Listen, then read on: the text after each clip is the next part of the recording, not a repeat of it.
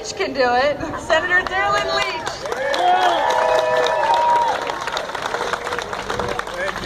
Thank you for the standing ovation. That was very nice. I haven't even said anything yet. You know, in my job and because of my involvement in this issue, I get a lot of people calling me and coming to me to tell me their stories. And they tell me about their children who are suffering and having 100 seizures a day and can't develop cognitively or physically and are at risk of dying. They talk about how they go to bed at night and they don't know if their child will still be breathing in the morning. I hear from veterans who call me up and say, you know, I have post-traumatic stress disorder, and that was on everything. I was on Klonopin, I was on Ativan, I was on all these drugs, and they made me a zombie, and they didn't help me feel any better. I haven't felt like a human being in years. And then I finally tried medical cannabis, and for the first time in such a long time, I actually feel like myself again. Yeah. I've talked to cancer patients who wasted away on chemotherapy, who could have been helped by cannabis, but wouldn't do it. My own mother-in-law, when she died of breast cancer and was wasting away, I even suggested, why not try this? This is an appetite stimulator, it'll help you. She said, I can't do that, it's against the law. What we have here is a heartless, cruel, irrational policy which is making people suffer and which is killing people, and it has to stop.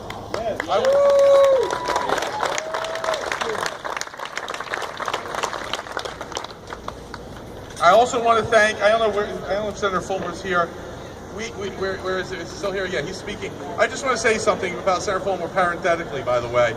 When I introduced this bill for the first time, and I first got introduced this bill when I met the Brand family, who are down there, and their young son, Garrett, who is suffering from Dravet syndrome. I met them, and I got involved, and I wanted to introduce this bill. The problem is, I'm sort of a liberal Democrat, and I don't know if you follow Harrisburg politics, but we are not in control of everything here. And so I was afraid that it would become just, oh, this is, you know, one of Daylin's liberal crusades. So I met with Senator Fulmer, and Senator Fulmer, who's a very, I think, proud, very conservative Republican, he's got all the credentials. Obama was born in Kenya, the world's 6,000 years old. He's got it all. But what else he's got the courage, because this is much harder in his district than in my district. He's got the courage to join with me, make this a bipartisan crusade, which is why we have moved to the point of passing this bill.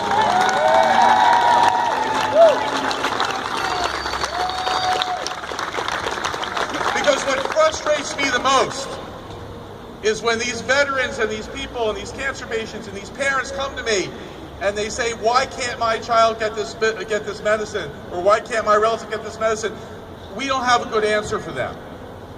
And if this was any other plant, and most of our pharmaceuticals come from plants and things bacteria grow in the lab, if this had come from any other plant, if this was not the marijuana plant, if this was the orchid plant or something like that, this would be a no-brainer. This would be in every CVS in the country. Nobody would think twice. Of course everyone should have access to this.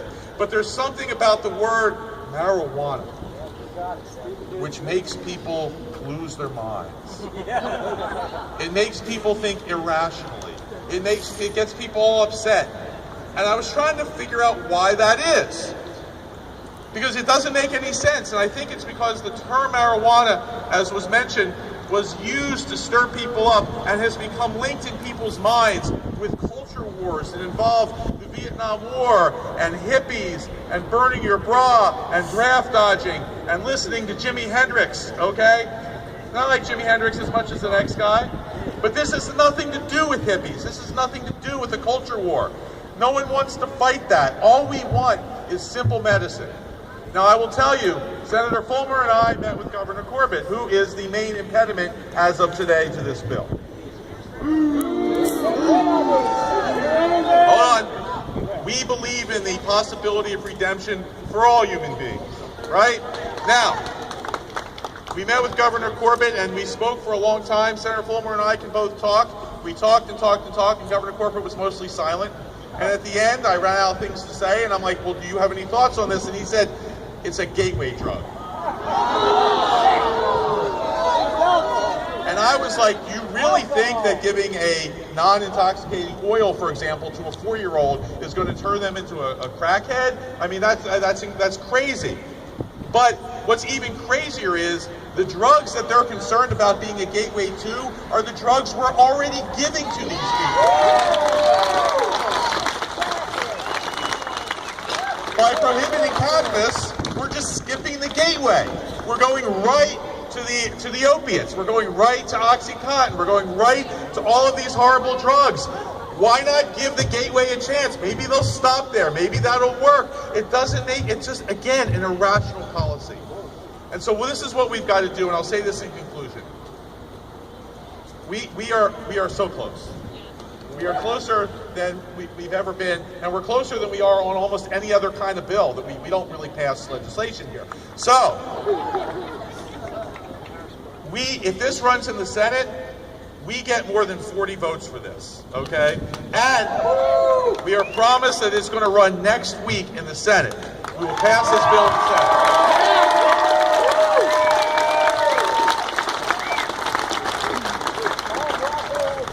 We have counted in the House. There's 203 members of the House. We have counted about 160 yes votes.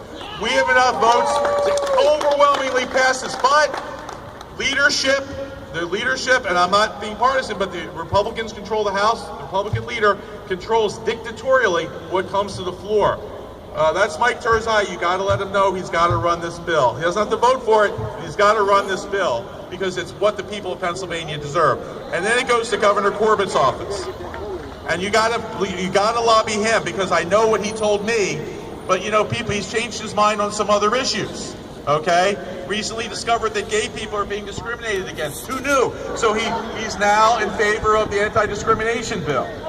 Okay, and he's changed his mind on some other issues. There's a tough election coming up, and I can't believe a couple days before an election or a couple weeks before an election, you want to be the person standing between sick children and veterans and cancer patients and their medicine.